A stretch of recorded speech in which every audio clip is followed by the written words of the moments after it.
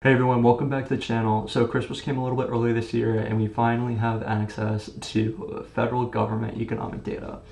And one of those primary data sources that we like to use is the Federal Reserve Bank of St. Louis's economic data. And the primary metric that I like to look at least for the labor market, is the continuing jobless claims, which is the number of people currently filing for unemployment and continuing to do so on a non-seasonally adjusted basis, right? So you take out the Federal Reserve seasonal adjustments and then you look at the year-over-year change. So it's like, okay, what's the value this week? And then we divide it by the value the same week 1 year ago. If we look at this, what we can see is that the labor market was worsening from early July. It was around 3%, and then it worsened to around 5.7%. Right before the government shutdown, and so like, oh, is there going to be a continued worsening during the shutdown that we're not going to be able to see? And then the labor market worsening decreased. And so the way I would think about it is like inflation, right? So there's a difference between disinflation, which is the rate of price increases going down, and outright deflation, right, which is prices going down, right? So the labor market is worsening, right? But it's not worsening at an increasing rate. It's worsening at a decreasing rate, or at least a stable rate over the last year. And so that's actually good news.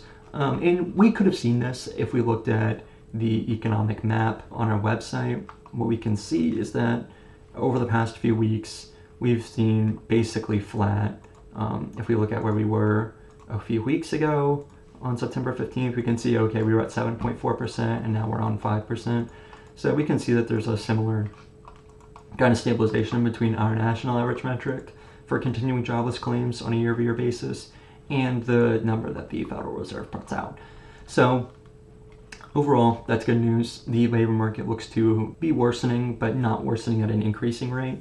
And so you can be like, okay, well, why does that matter? Well, particularly because that is a recession.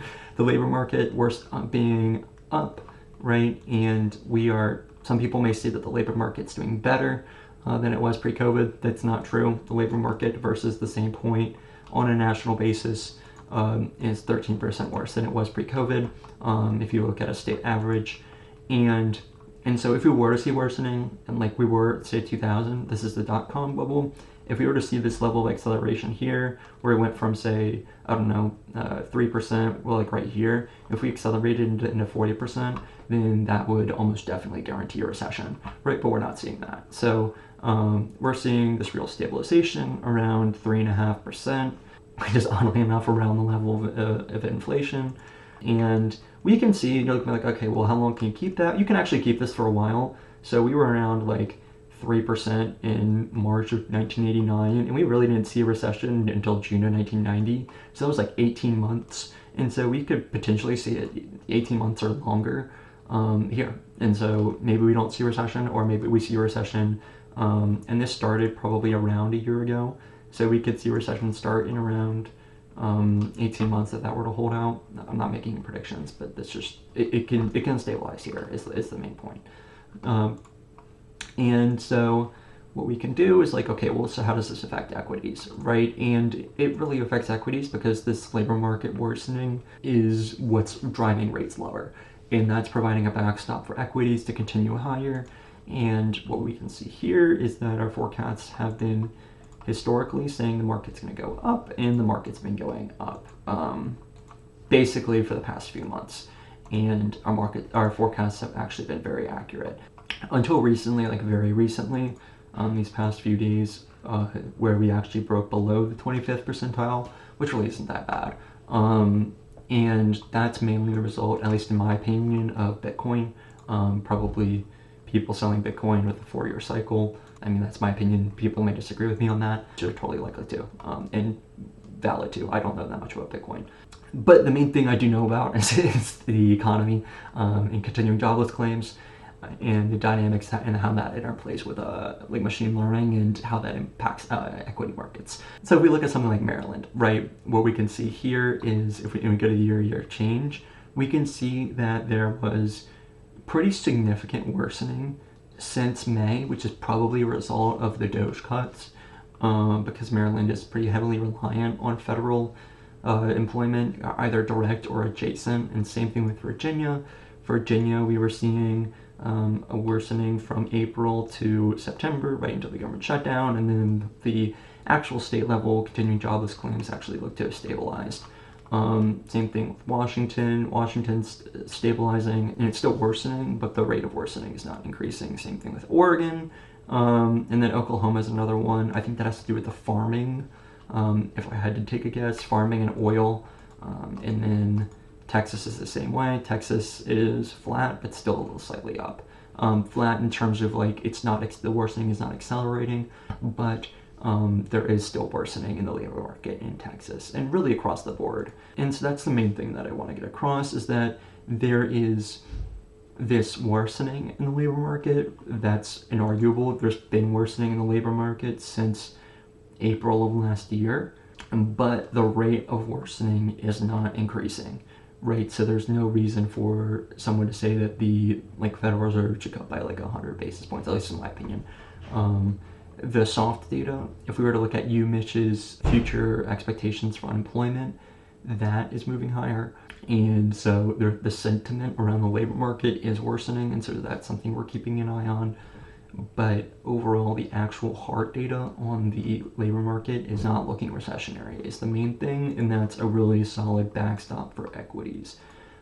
Because if the labor market were to accelerate here, and it's worsening, then we expect equities would likely start to fall. But that's not happening. And what I really want to get across here is that, yes, we give this 50 percentile range, right, on equities over the next month, and we provide the same thing on the long-term forecast for a year.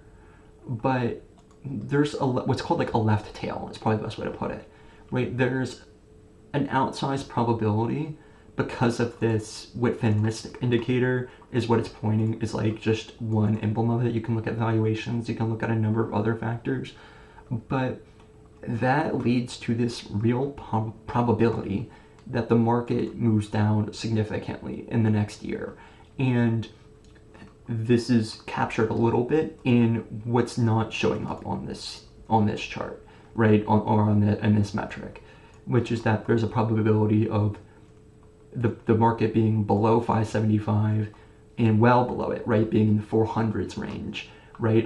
It's just all probabilities at the end of the day, but that's the way that I would think about it, is that yes, you have this range over the next month, but the nature of the current state of the market just means that the left tail is growing, right? And if the labor market were to accelerate, then you could see a sharp drawdown in equities, right? And you would see that in the form of the acceleration in the year-over-year change, continuing jobless claims, and that's what we're going to continue to provide on our website and in these videos going forward, and it'll be incorporated in a machine learning model that takes in all of these factors, right? It looks at all these factors. It looks at sector rotation ratios. It looks at economic metrics like continuing jobless claims. It also looks at inflation, nominal GDP, everything. So I think it's really important to acknowledge all of these basically factors that I'm presenting on the website, which is hopefully a well-rounded view, which is just that the labor market is worsening.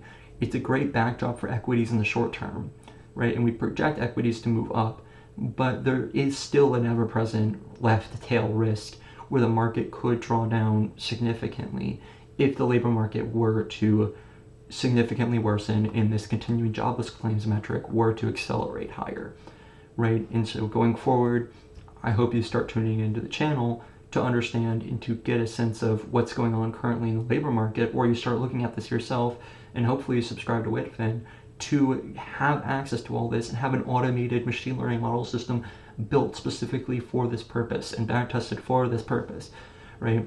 And so that's the whole point of Whitfin, and I hope you all have really enjoyed the video and you really understand the point of the product, and hopefully you're interested in joining us. Thank you.